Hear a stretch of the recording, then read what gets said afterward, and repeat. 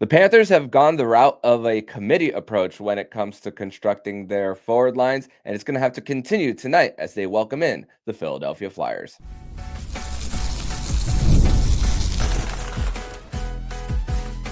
You're Locked On Panthers, your daily podcast on the Florida Panthers. Part of the Locked On Podcast Network, your team every day. And welcome into this Thursday, October 9th edition of the Locked On Florida Panthers podcast, part of the Locked On Podcast Network, where it is your team every day. Thank you for making the Locked On Florida Panthers podcast your first listen of the day. I'm Armando Velez from the Hockey News. You can follow me on X at MondoMan12. That is Jim Biringer from Full Press NHL. You can follow him on X at Jim Biringer. Shout out to the everydayers who come back here and get your daily Florida Panthers fix. Today's episode is brought to you by FanDuel. Download the FanDuel app right now by visiting FanDuel.com to win $300 in bonus bets if your first $5 bet wins. You can do that all on FanDuel. So, Panther fans, grateful to be back here once again on another edition of the show to discuss everything in the world of the Florida Panthers and the NHL.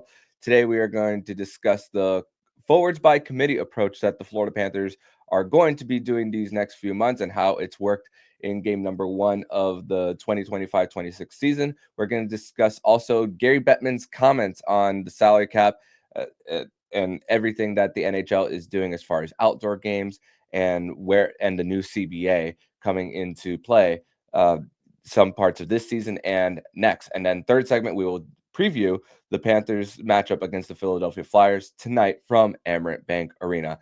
Jim, it's grateful to have you back here once again on the show. We ran it back to back during free agency, so glad to have you back here. And even though you're from New Jersey, I like to call you an honorary Floridian. So welcome back to the show, my friend.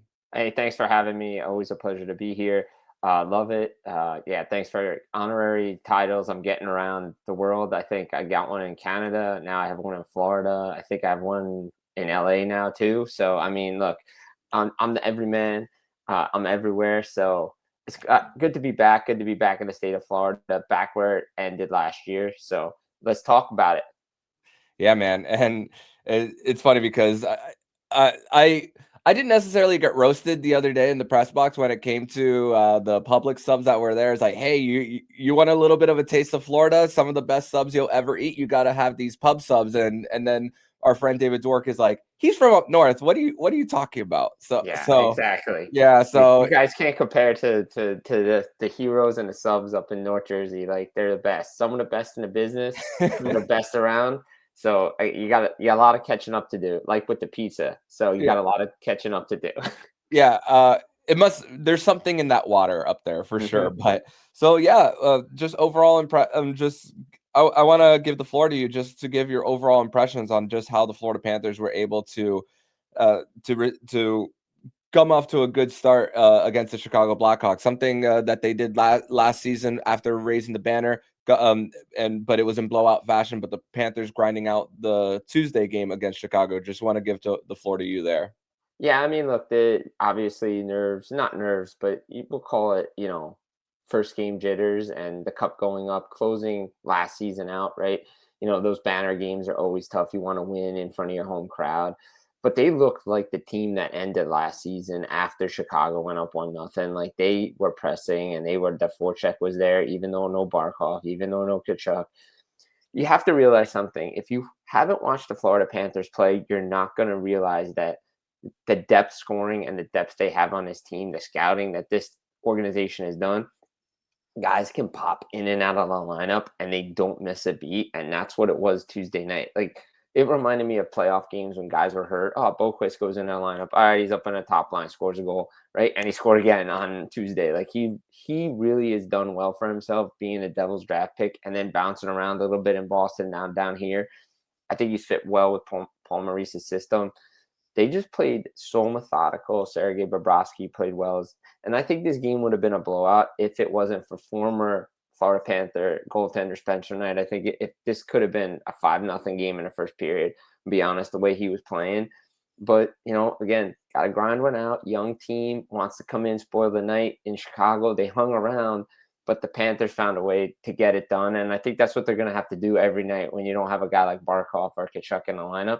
but they have the tools to get it done. I mean, Lundell to me was standing out. Reinhart was standing out. All the guys up and down this lineup, and you're rolling back the same defense core with the best, one of the best goalies in the world. Yeah, Florida played well, and they played well enough to win. And again, as every coach says after every game, we'll just improve on the next game. Yeah, and this is about the day-by-day approach for this team now. And you mentioned Jesper Boquist getting that big goal for the Panthers, playing on that third line. I noticed that he was taking faceoffs on the left side of the ice whenever the Panthers were there. Evan Rodriguez being the right-handed shot, and he didn't really take faceoffs a lot when playing on the wing. So that's also going to be a big key for what that third line does. And Mackie Samoskevich, he's going to have to create more of his own shot. Thankfully, with that line in general, and the top nine for the Panthers, lots of speed there, and that with their edge work, they could actually help them create more shots, especially if they get out quick in transition with how effective the Panthers are with that first pass out of the D zone. But one thing that that stuck out as far as the quotes at the end of after game one was what Brad Marchand had to say with playing with Sam Bennett. They combined for their in Brad Marchand's first game with the Panthers when they were playing against Utah back in March. They combined for a goal, but that's on 3-on-3. We didn't really see a lot of that 5-on-5 ice time together. We saw the rat line of Bennett, Marchand, Tkachuk a few times during the season, but it wasn't on a consistent basis. But here's what Brad Marchand had to say about playing with Sam Bennett on opening night. I thought we played really well. We could have had 10 goals tonight. We had some really good opportunities. There's definitely some areas I think we can be a little bit better, but considering I think we skated together for one practice yesterday, and so considering that, I mean, I liked our game. And it goes back to experience in the league, and actually for these two, just knowing how to adjust whenever it comes to and studying obviously the opposition for all those years when he was in Boston. And honestly, once again, that for those the time that they've spent playing in Four Nations is obviously one thing that's like an underrated storyline when it comes to just how these two are able to just get along for the most part. And they were the line that was buzzing quite a bit. And then Carter Verhaeghe, although his biggest strength is his goal scoring, his upside, he was playing more of a defensively responsible game. I don't think that when you get to the playoffs, assuming that everybody is healthy, that it's going to be a line that's going to be together for a good while. But I think that this committee approach and the fact that these two trusted veterans, especially in Brad Marchand and Sam Bennett, I think that it makes for a quite effective top six at least. Yeah, no, it was very good. I mean, I liked the way Verhaeghe was playing, and I think Paul Maurice said after the game that Carter Verhaeghe was playing playoff defensive minded, and he was the only guy that was doing it, he said. But the Panthers played well defensively, but yeah, that's an underrated part of Verhaeghe's game. And it's a committee approach. Like realistically, when I saw the injuries, I said, okay, who makes the most sense with Sam Reinhart? Like if Reinhart's going to stay on the top line, like how are we going to do it? Well, it's not Bennett, because Bennett, look, he's a good second line center, but his game doesn't mesh well with Reinhart. So, okay, you put Lundell there. And I think Lundell's going to be a guy that's going to have a breakout year. I've said it. I'm going to continue to say it. I think this is the year offensively he's going to pop. And playing with Reinhart is huge. You have Lusto there as well, Luosterainen. That's a formidable line. But that top line of Bennett and Marchand, those guys can create opportunities for Verhaeghe, who's playing defensive responsibilities right now. And look, yeah, again, they had a lot of chances. They just didn't convert. Again, Spencer Knight stood on his head. But if they're going to play like that every night, the Panthers are going to have a really good chance. And this is why you don't count a team out like Florida, even with the injuries that they have, because, again, it goes back to the depth that they've had. It's the drafting, the developing, the scouting. It's everything that this organization does so well that, yeah, okay, you lost two major players, but guess what? Now you have the depth there, and you're not, oh, well, we lost two major guys. We don't know what we're going to do. They know what they can do because they've had injuries in the past. Yep. I like that top line. I like that second line, and the depth just keeps going down and down. And this is why Bill Zito's the best general manager in the world, even though he doesn't have the title.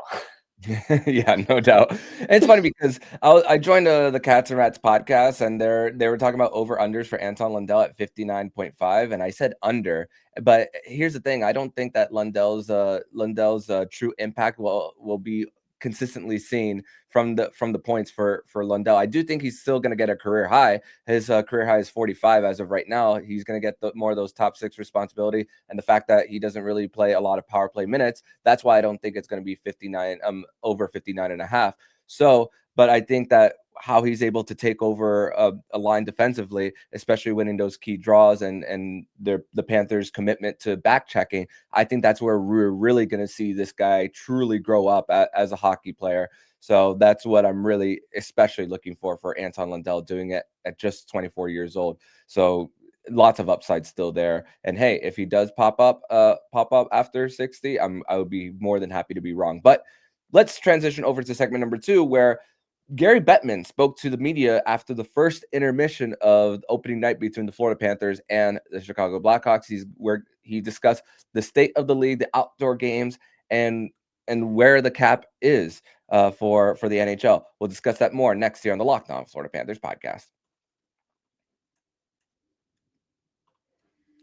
Today's episode is brought to you by FanDuel. The NFL season is here, and FanDuel has an offer that you do not want to miss. Right now, new customers can bet $5 and get $300 in bonus bets if you win. That's right. Pick a bet, put down $5, and if it hits, you'll unlock $300 in bonus bets to use across the app. It makes watching football even more exciting when you've got a little something riding in on the action. Whether you're a casual fan or love diving into the stats, FanDuel makes the game day experience so much better. So, what are you waiting for? Visit FanDuel.com to download the FanDuel app today and get started. So, once again, what are you waiting for? Visit FanDuel.com to download the FanDuel app today and get started.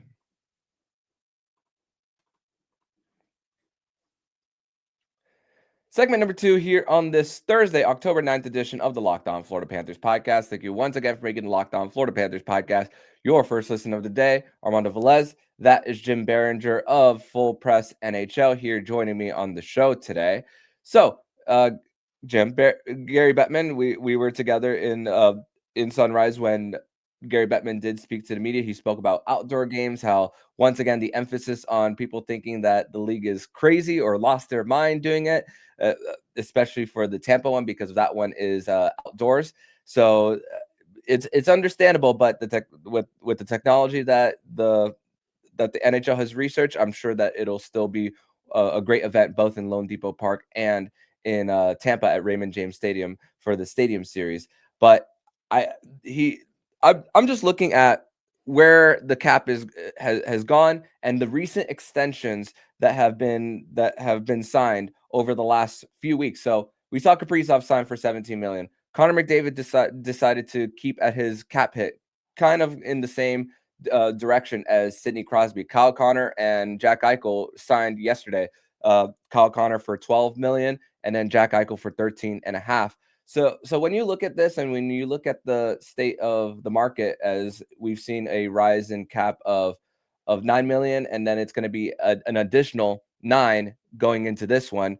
What are your thoughts on just the state of the market? Because I think that because of those other superstars taking around the $13 million, I don't think that we are going to see another reset for a while.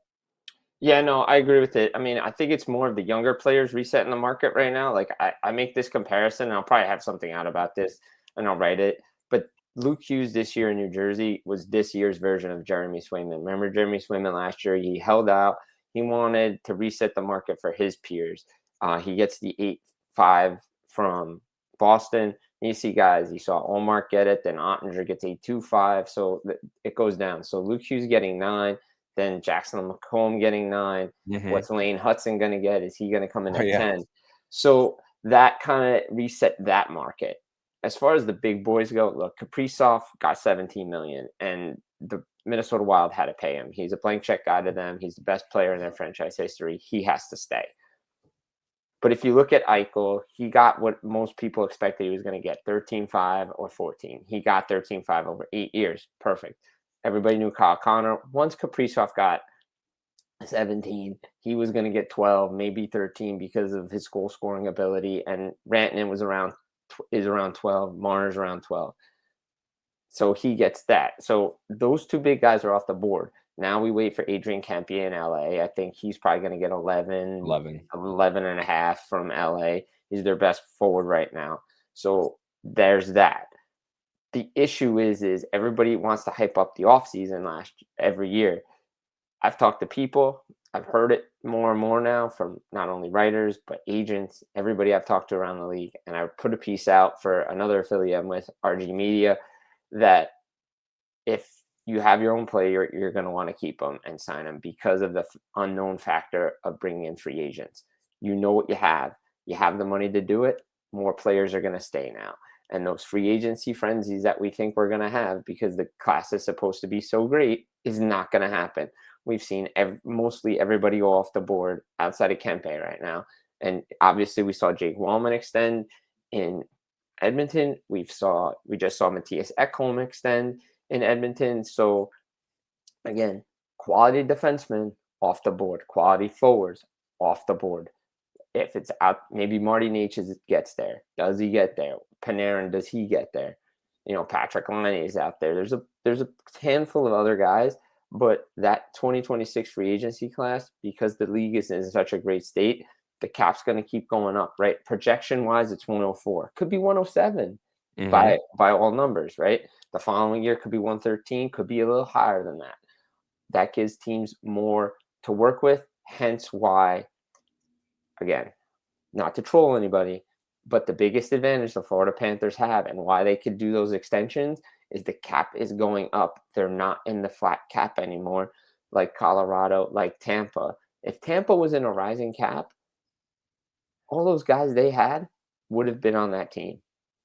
And now you see Dallas is in a little bit of trouble right now with what they had to deal with their offseason. So now coming into next season, you got to make a decision between Thomas Harley and Jason Robertson there for what's going on there. But for the new CBA, changing the contracts for signing with another team at 6 and then re-signing with your own club at 7. This is the NHL hoping that we could get more of those free agent frenzies, but with the rising cap in the average in the last few years, it's averaged around like more than $5 million. But here's what Gary Bettman had to say about when it came to that from the media availability on Tuesday night. Well, McDavid aside is a big aside. I mean, it tells you what a player is prepared to do in terms of committing himself to his team and his community. I think people are a little not fully understanding what's happening with the cap, because the cap is in part growing the way it is because we're still catching up from the flat cap era. So it's going back to the level over the next couple of years where it's supposed to be. And the system works well. Revenues are an all-time high.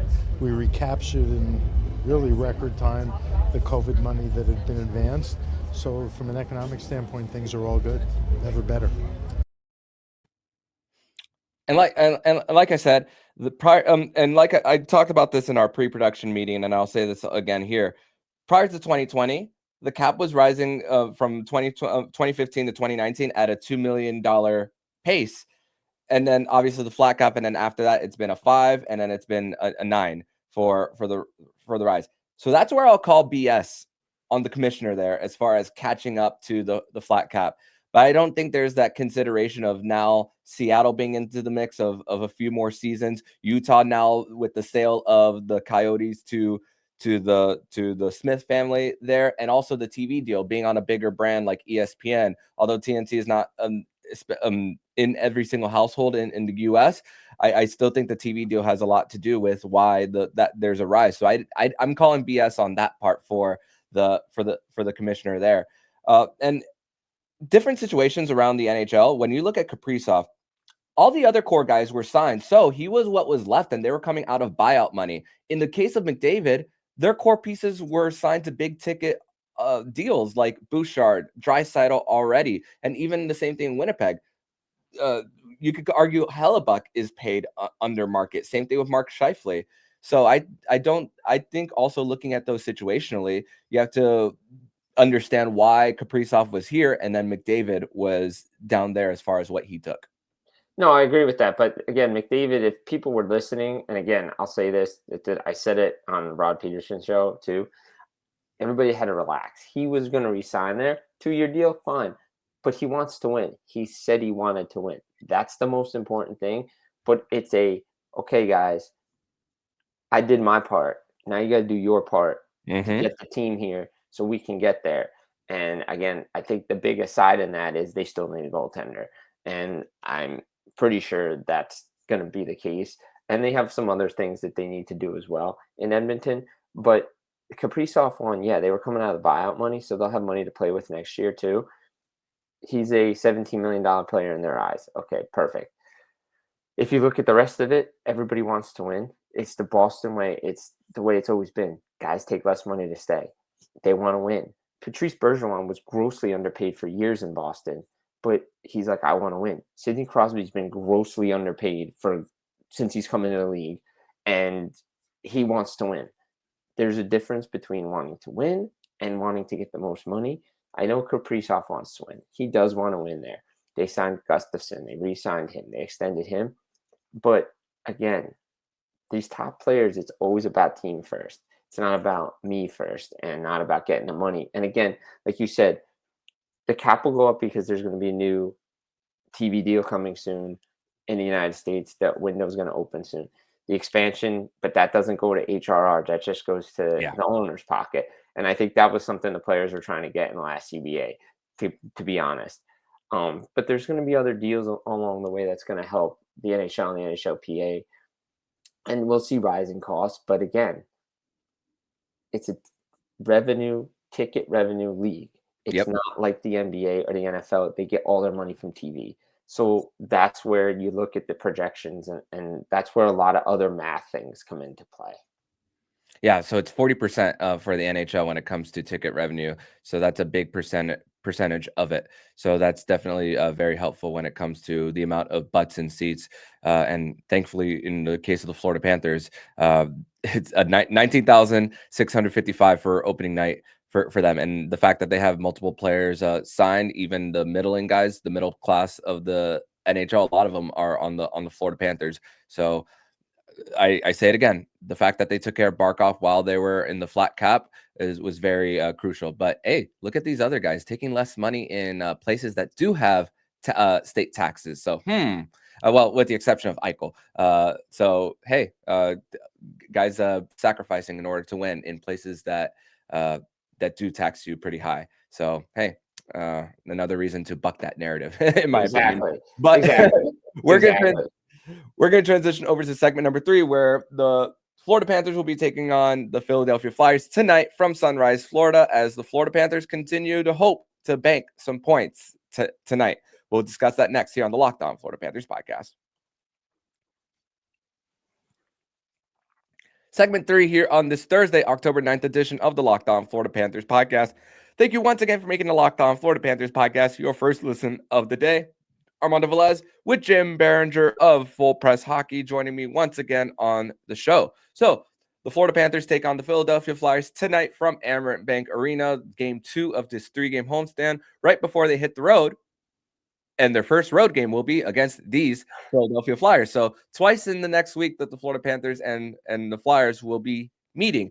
Panthers won 2 of 3 matchups last season, one of them being where the Florida Panthers blew a 3-0 lead and then ended up winning 7-5. One of them was also in a shootout early on in the year, and then the third one was a loss of 4-3. But the Philadelphia Flyers, they had a lot of drama last season, not to the point of where their new head coach Rick Tocchet had in Vancouver last year, dealing with the JT Miller and Elias Pettersson situation, but you're thinking about Cam York and John Tortorella getting into an altercation behind the scenes. 2 years ago, Sean Couturier was named the captain, and then later on he was scratched for a game. And for Philadelphia, this team is coming off being at the bottom of the league in 2 categories: power play percentage and goaltending. And they traded one of their goaltenders Ivan Fotetov to Columbus this offseason. So they're going with the tandem of Samuel Ersson and Dan Vladar in this one, but some new additions. Trevor Zegras is getting a second chance in the NHL, playing the second line center position for Philadelphia. And I look at that top six for Philadelphia. I actually quite like it. Travis Konechny, a guy who can score on shorthanded, a defensive-minded forward. Matvei Michkov, we know at his speed and his shot. He's actually said during the summer that he doesn't like playing thump and chase hockey. He would not be a fit with the Florida Panthers. But I'm liking some parts of the lineup, but it's still maybe a few years away from contention. Yeah, no, I mean, I like what I've seen from Philadelphia. Look, Trevor Zegras, Jamie Drysdale, two guys that came from Anaheim.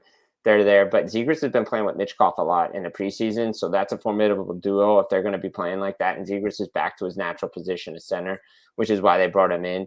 Bobby Brink's another guy that you got to watch out for. He's really come to life there. But their addition of Christian Dvorak, he was a really key piece to the Montreal Canadiens' success last year, playing penalty kill. He's really good forward for them. You know, Tyson Forrester got his contract situation dealt with. Luchenko plays well, and Owen Tippett up front as well. So they have some good young forwards. And we saw what Rick Tocchet did in Vancouver with the good young forwards as well. And it's very good to see what they're doing there. Travis Sanheim on the back end as well. So they have a lot of good young players, Nick Seeler as well. But the issue is their power play percentage is going to go up. Their goaltending percentage may stay where it is because Samuel Ersson has not looked great in the preseason. I wouldn't be surprised if Dan Vladar gets more of the starts this year. Yeah, and Dan Vladar, I remember he did beat the Florida Panthers on the same day that they made the Seth Jones trade. So he's a veteran. He's been around, so maybe it'll raise the floor of their goaltending. And Philadelphia is one of those teams that are looking to rebuild through the draft in these next few years, and with Danny Briere in the mix. So that's the direction that they're going in. And yeah, I'm a big fan of Jamie Drysdale and Travis Sanheim. Travis Sanheim was part of the Four Nations team for Canada.